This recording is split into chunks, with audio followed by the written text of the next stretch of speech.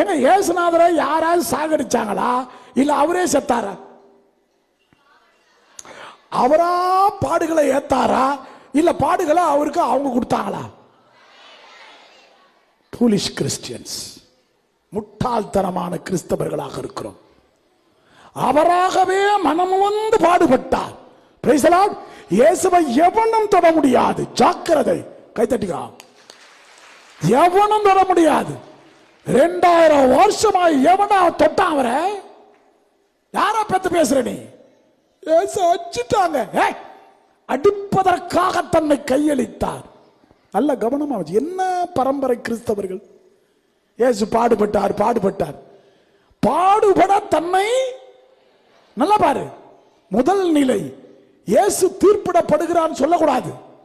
இயேசு தன்னை தீர்ப்புக்கு உள்ளாக்கி கொள்கிறார். கைத்தட்ட.